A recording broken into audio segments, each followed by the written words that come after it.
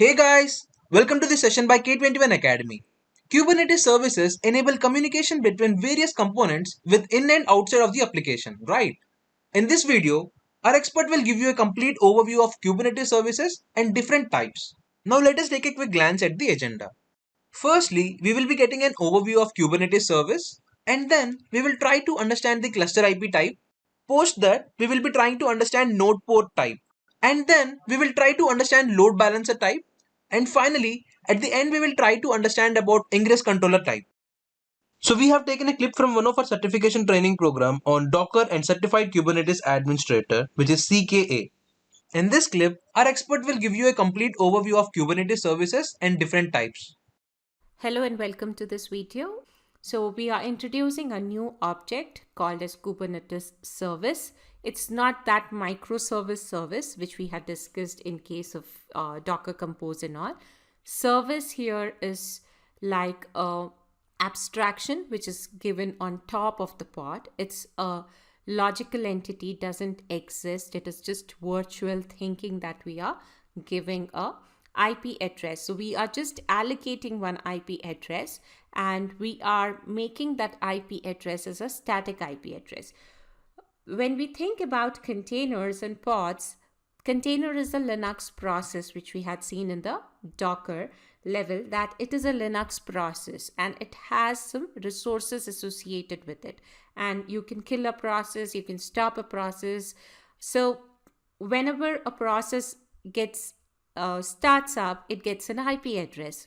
But if I say that there is no process running and I just book a IP address, that means it's just a simple allocation of the IP address and nothing is going to restart, stop, or get recreated that the IP address would lose and it'll get a different IP address altogether. So pod is not having a static IP address because it is a process. We can kill a process, we can stop a process, we can delete a process, we can recreate a process. IP address changes that time. But when I talk about service, service will give us a static IP address because that is something we are going and just allocating and saying this is being allocated for this particular pod. How does the pod and the service matching happens? Obviously, label and selector are the ones using which the pod and service will match, and service will expose this pod to other applications if needed, and if needed to the outside world as well. So using the service IP address, other applications will communicate to this application. And when we are running multiple replicas of an application, so how do I depict that? Let me quickly pull my sketchboard and draw and show you.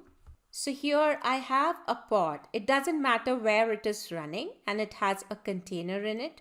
So pod has an IP address which would be within the cluster's range, only accessible within the cluster, plus this is not static. That is the drawback to it. Now I am saying I am providing a wrapper on top of it called as service, and this service gets an IP address which is static IP, and this is also accessible across the cluster. So this will be in a different range, but this is a cluster IP range. Within the cluster, this service IP address is resolvable. And if I have pod 1, here this is pod 1, and I have another pod. Let me draw with a different color altogether.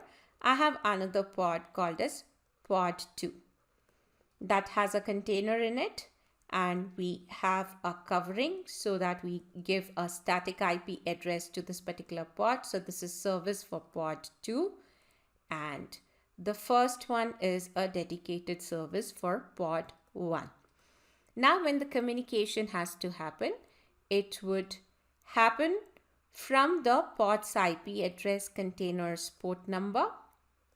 Correct? It will go to service IP port number, and from there it will go to the other service, and here on this service pod 1's IP address, okay, with a port number combination packet would arrive. And when it's arrived here, it understands that, okay, this is the port to which I got to send, and container is listening on this particular port. And this is how the packet would reach from one location to the other.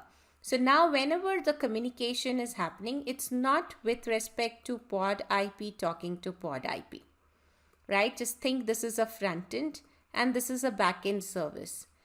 I need to tell my front end where is the back end. And if this is not a static IP address, I can't define a static back end. So now what we are doing, we have a pod's IP, but we would define this service IP in the backend definition, and this will have a pod IP address. This service to pod is from label to selector. Combination will happen, and this will find out which particular pod I need to send the packet. And from here also, whenever packet goes out, it will go to the service IP address, and from there the packet goes from here to here. And this latching between these two is on label and selector. So this becomes a block for us now. Pod plus service becomes one entity for us. Okay. So I would not just run pod without a service, so that if the pod dies, my IP address is not static. So always pod is never run alone. Pod will have a associated service with it. But service is giving us a data plane entry, if you see. It's not the control plane path, right? Application talking to application. This plane is data part, right? The data plane part. So the data plane communication is via this service. So whenever pod gets created, a service IP address we have to create separately. And whenever this gets created, Kuproxy is the one which goes ahead and writes rule on the IP table level, so that whenever the packets are coming, it transmits the packet to the correct set of pods. So you can think service is like a abstraction which is defining a logical group of a set of pods. Why it is saying logical group for a set of pods? Just imagine that I have two replicas of this running. When I say replica, what does that mean? If I'm serving uber.com in this container, I'm serving the same uber.com in this container as well. Then they are called as replica pods. So service has the intelligence that whenever I have replica pods, it understands that I have two pods at the back end of the service. So service is actually maintaining something called as endpoint list. And in this endpoint list, it keeps populating the pod's IP address. So it will have pod IP address, but these are replica pods. When a traffic is coming for uber.com, it will load balance the traffic across these two pods. So service is providing a logical grouping for a group of pods which do the same set of tasks, right? It is the same application running. And how does the service identify this pod? Using label and selector. Same way it will identify this pod also using label and selector. Because when we have this pod.yaml file, if you have seen, if I get 10 pods of the same type, it will get the same specification, same image, same label, everything would be the same, right? So we would talk about replicas when we deal with the controller section. At this point in time, we are not creating replicas because in kind pod, there is no placeholder to define a replica. So we are in this situation at this point in time. Later, we would see that when we are creating multiple replicas, service has the intelligence of load balancing as well across the replica pods. Now, let's go back to our slides once again. So service is giving it a static IP address. It gives us an exposure for the application pods to other application or to outside the cluster as well. And when we have the replica pods, it load balances and even does a health check for the pod's health. Whichever is healthy, it will send packet to that. So you have a pod, you have a container inside it, you got a label with it, and container is listening on a port, pod has an IP address. Now I'm saying I'm giving you a static IP, and that is called a service. And service is one service, one type of pods. If I have 10 replica pods, all together will come in the same service, okay? But if I have a DB pod, I have an Nginx pod, I have a Redis pod, they will have their own associated services.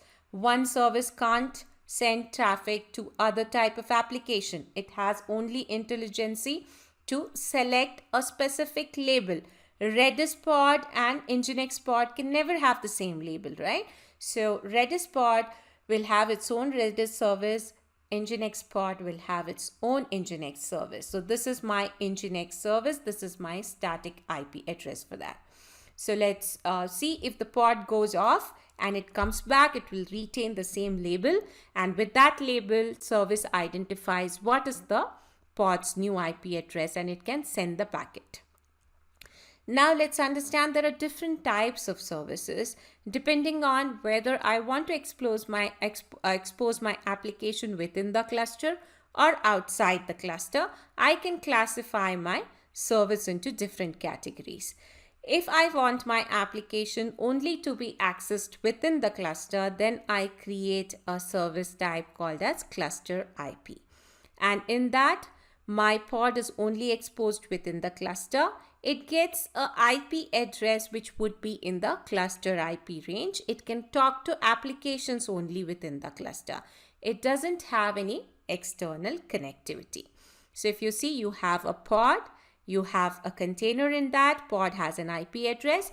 You're creating a service and that gets an IP address within the cluster IP range. I have another pod called as pod B and I have a service B for it, which has an IP address which is accessible only within the cluster. So they both have a cluster IP type of service. Now when the packet goes, it will go like this. It will go from the pod IP to the service and to service B's pod B service to the pod B's IP address. So Nginx is talking to its Redis backend in this way. So cluster IP is the type with which you can expose your application within the cluster. If you see, my Nginx is in worker node 1, my Redis is in worker node 2, still then they can communicate because this IP address are resolvable within the cluster. It is in a range in which the complete cluster nodes can understand. They can resolve where exactly it is running. So this is cluster IP type of service. We have another type of service because for some application you would wish to expose that application outside the cluster. So in that case you would be creating a service type called as Nodeport. If you remember, we had host port type of network, host port network in case of Docker. What we did, we had a container and I wanted to communicate outside the node. At that point in time, I tagged to a port number on the host. Same way we would be doing that. We would expose the pod outside the cluster. Pod will get a IP address range of the cluster IP range. The service which we say as kind type Nodeport, that will also get a IP address of cluster IP range. But when I want to expose it outside the cluster, I want to provide external connectivity. What we do, we say type as Nodeport. As soon as you say type at Nodeport, on that particular node, it will get a port number. So in case of Docker, we used to specify the host port : container port, but we saw that when we are doing that, if that port number is already in use, our container never used to start. And here a lot of things would be done in an automated fashion. If you are the one who has to specify the port number, then a lot of the times the automation may not work if the port number is already being used. So we are leaving that responsibility to Kubernetes to assign us a port number on the node, which is a empty port, a port which is free. So if I want to expose my application outside, I'll create a service of type Nodeport. As soon as I define the service as type Nodeport, it will give me a port number on the node. And this is the port number on the node, 32050. And if I have to go outside the cluster, or come inside the cluster, node port to service to pods IP, and then go to the container. That is how the traffic will flow. So I can reach my application from outside the cluster using node's IP address with combination to the port number. So this way I can expose my application outside the cluster as well. So now think that you have two nodes and you want to run a pod which has an IP address and a container running it. So you will create a service for it. Service is not something which is created like a process, right? It's like an entry. So when you create a service entry, that entry is updated in every node in the cluster. And suppose you want a node port type of service, then every node in the cluster gets that particular port number blocked for this particular pod. 32050, the last example which we took, that particular port number would get booked on every node in the cluster, so that if someone tries to access with node 1's IP address, till then the pod is reachable. If someone tries to access with node 2's IP address with 32050 port numbers, till then my application should be accessible. And in future, if I want to scale my pod to a different node, if I say replicas is equal to 2 in my controller, it will go ahead and create, and it will look for high availability. So it will never create two replicas on the same node. Rather, the second replica would get created on the second node in the cluster. And that point in time, this 32050 has to be free. And that is the reason we keep that particular port number booked in every node in the cluster, because in the beginning you never know that you're going to scale, and you may get placed due to scaling or due to recreation. At any point in time you may get created on any different node as well. So whenever a port number is booked, it is booked across the node in across the cluster in all the nodes. And service here takes the responsibility of load balancing across both the pod replicas. It will maintain the IP address of both the pods, and it will start to do load balancing. So these are two different types of services which we can create, and we would see how we do that in the lab exercise as well. So let's quickly move on to our hands-on and see how do we do this. We can have another type of service which is called as kind or type load balancer. In cloud, if you give the type as load balancer, it makes sure that your application gets exposed outside the cluster and you have a load balancer created in the cloud provider's account.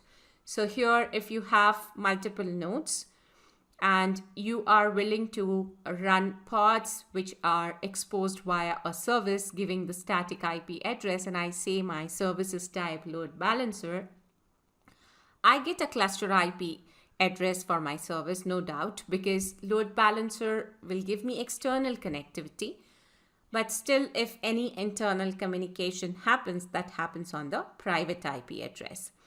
Because load balancer would be having connectivity on the nodes, so we should have a port number as well allocated for it. So node port is also present, and then finally I get a external load balancer.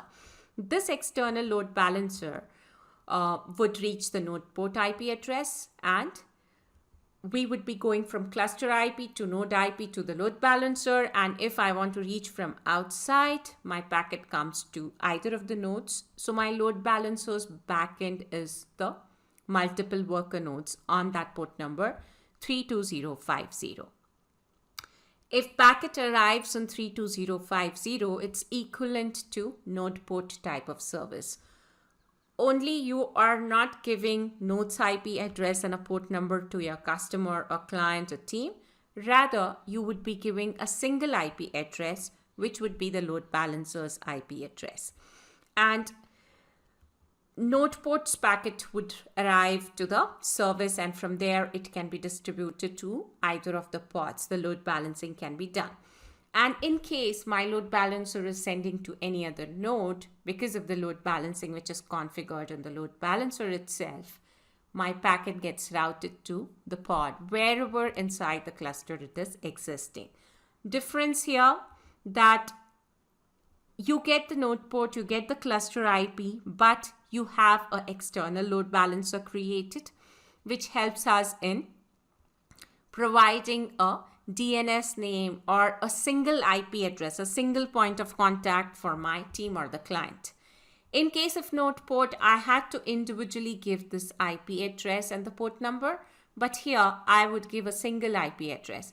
If one of the nodes is not down as well, that's the responsibility of this load balancer, that it does the health check of the backend systems and it removes the unhealthy backend.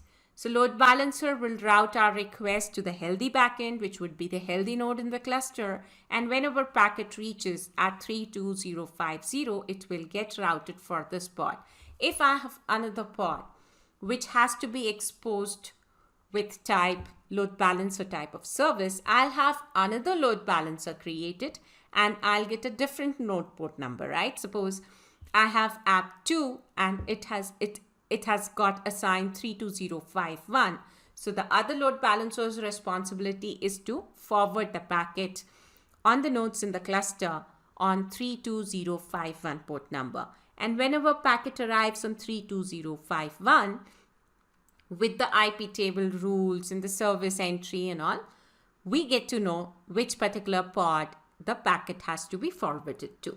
So here, what we are discussing, we have seen different types of services. First one was the cluster IP, second one was Nodeport, third one was the load balancer. So if you say cluster IP, this is like getting a private IP address. If you say Nodeport, you get a private IP address, but you get an external connectivity using node's IP address and a port number. And when you say load balancer type, you get both of them. And you get an external load balancer too. And external load balancer's work is to transmit the packet to the node port. From there, it goes to the cluster IP address. And from there, it finds out the pod's IP address. But I mentioned that as many applications I want to expose to the outside world, obviously this is not the preferred one, I would be creating a load balancer. And when I create several load balancers, it's very difficult to manage them. If I have 10 applications which have to be exposed outside the cluster, need external connectivity, I will have 10 load balancers. So solution to this is, these load balancers are layer 4 or network layer load balancer. If a packet comes, it can't open and check what exactly is being sent in the packet and where the packet has to get routed. But if we have layer 7 load balancers, which are also called as Ingress controllers, this controller, the word controller, don't get confused with it. It's not like a daemon set controller or a stateful set controller or a deployment controller. This Ingress controller is just an application which has the capability of balancing the load or sending the traffic to the correct destination or the backend by looking into the content of the packet. So here, if you see, all the traffic of mydomain.com/bar, any other traffic, my domain, foo.mydomain.com, all traffic comes to the single IP address. This would be a layer 7 load balancer. Packet will come to all different types of packets are coming to the same endpoint. And this guy has an intelligence to understand, okay, if it has come from mydomain.com, I need to send to service 2. If it has come from foo.mydomain.com, I need to send it to service 1. If it has come from other, then I need to send it to service 3. That intelligence, when we get, that is called as an Ingress controller setup.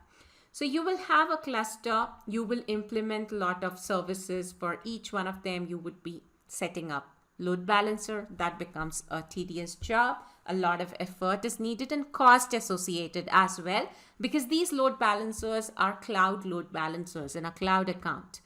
So instead of doing that, instead of having a load balancer for each of the service, what we can do, we can create multiple services, and these services will have just the cluster IP and the Nodeport cluster IP type of service, nothing else. And I'll create another application and a service. This is my application, which is a application layer load balancer application. How we have an Nginx web server, how we have a Redis application, this guy is meant just to do load balancing by opening the packet. So this is also running as any other application in the cluster. So if I have a pod and I want to expose it outside the world, I create a service, and that service type would be load balancer. Then the load balancer gets created. Now I'll have a single load balancer created, but still I'll be able to load balance the traffic coming for service B and service C both. How? When the packet comes to the Ingress pod, this Ingress Controller pod, it has a set of rules associated to it. It goes and checks the rule. What sort of rule? It has that if you're trying to open xyz.com, then route the traffic to service C. If you're opening web page of abc.com, route the traffic to service B. Like those entries are maintained, which are called as rules, and it's called as past-based routing. So you are routing depending on what you have given. You can even write abc.com/demo and have a different service altogether. I can say abc.com/Christmas sale. I can have an entirely different service which is showing a website for Christmas sale season. So this way, I'm decreasing my workload, right? I just have one single load balancer, and this is network layer load balancer or layer 4 load balancer. It can send traffic to the service of Ingress type of application, and this application has a kind Ingress associated with it where you can define your rules with respect to the services which you want to get routed for. And looking at this rule book, the routing of the packet does happen in the cluster. So any traffic which is coming, for which we have written the rules over here, like xyz.com, abc.com, all traffic will come directly to this pod, and from this pod it will go outside. So what exactly we are understanding? That Ingress Controller is an intelligent load balancer. It is a layer 7 load balancer. Some examples are Nginx or Nginx Plus. They don't run as part of the Kube Controller Manager. And with Ingress, you don't directly reach your application services. If I want to expose my application, I expose it on the cluster IP level itself. All the the external traffic comes to my Ingress Controller application, and from there it gets forwarded to the respective services. So we have put down everything about the certification, including the basic concepts that one should know everything like microservices and Docker, networking, storage and app stack in Docker, Kubernetes architecture and installation, security, troubleshooting and high availability, networking, deploying, application stack, and advanced networking. In this 12-week roadmap, we take you from basics to advanced level along with the tips and resources for clearing the certification exam. We also have a separate team working for CV preparation and on-job support. So if you want to become Docker and certified Kubernetes administrator and want to learn right from basics to expert level, then we have a comprehensive step-by-step training for you that includes hands-on labs, including exam preparation, and the most important part, 1 year on-job support. If you are interested in this program, then I would highly recommend you to attend our free class which covers most of the topics like why learn Docker and Kubernetes. And under Docker, you will be learning what is container and Docker, Docker architecture. And under Kubernetes, you will be learning what is Kubernetes, why to use it, Kubernetes architecture and pods, highly available and scalable applications, and many other topics. So if you are interested in attending this free class, you can visit K21Academy.com/Kubernetes02. You can also find the link in the description.